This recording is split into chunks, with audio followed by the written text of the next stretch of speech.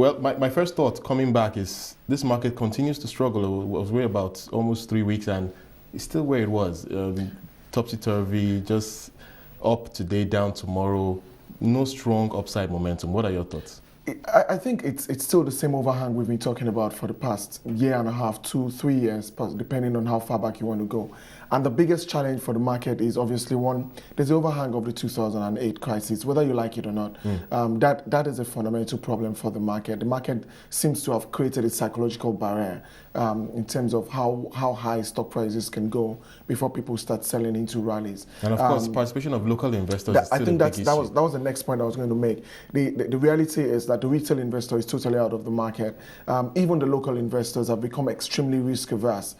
So what you find is that a lot more of the time, these people are more focused on the short term than any form of long-term investment. And that's also a major concern for everyone, because basically what you see is that even when there's some form of rally, the local investors sell into the rally, but obviously that makes it very short-lived. And of course, they're getting very good yields in the fixed income. That's the last point as well. The reality is that the Naira is under pressure right now.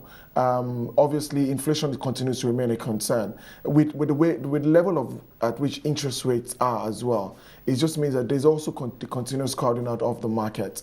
And it appears that what needs to change fundamentally from the market's perspective has got to be more widespread than what we are seeing today. You know, it's not just about coming up with a few economic policies. There's got to be fundamental changes in the structure of the economy, as well as even government making it more, the government has to incentivize the market to actually realize that, look, okay, there's a capital market there. There's an opportunity for people to raise capital from that market in the event that they're looking for, you know, some form of funding. So a bit of a stimulus for the capital market. There's got to be a stimulus for the economy. Well, one point I wanted to make was the issue of new listings, and that was something that the head of the NSE, the CEO, Oscar Onyema, had spoke to earlier this year, saying that they're expecting perhaps about 20 new companies to be listed. We're almost at halfway through the year. Only one new company has been listed. Do you think that has been a downer for the market?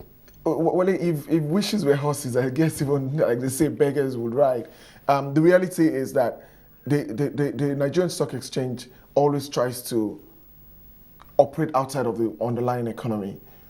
When you think about the Nigerian economy and the challenges that it's faced in the last 2-3 years, how much value creation is there that has been done, to the extent that when investors start to look at their long-term yield or their long-term returns on assets, they can say, look, you know what, we're willing to take that bet.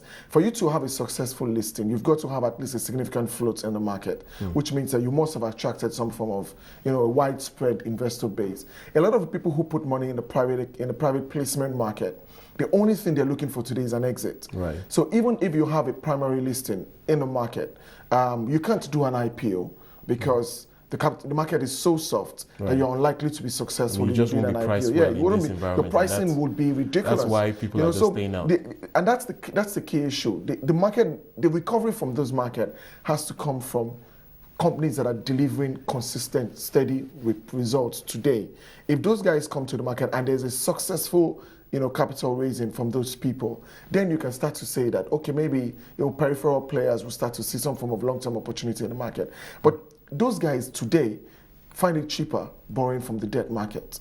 So equity is dilutive. The prices are such rock bottom that it doesn't make any sense for existing investors to go out there and raise money. Right, so and if at all they do, they'll probably do it in the rights issue market. Let's look further down the line now, 6 months down the line. Where do you see this market ending? I know you're one of those that thought we'll probably be flat for the year. Yeah, Are you still on that? I still maintain that call. I think that what the market requires, initially we thought that the inflow of good results from the banking space in particular was going to be some form of stimulus for the market. But what we're seeing is that investors are beginning to say, look, you know what, we've been here before.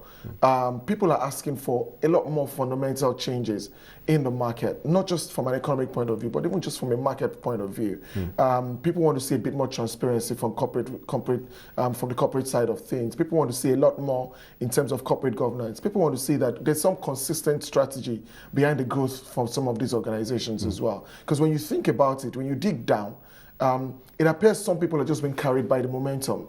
There's a recovery in the market. Everybody's been carried. It's not by some superior strategy. And of course, whatever happens in the Eurozone, of course, is a major that's well the darkest cloud that's covering everyone, especially with the influx of foreign investors into Nigeria. Right. Euro market, the US, globally anyways, whatever happens in the global market. It's globalization. The markets are not left out. Thank you so much, Femi. I really have to wrap it up. Femi Oladehin from Argentil Capital Partners giving us his thoughts on the Nigerian market.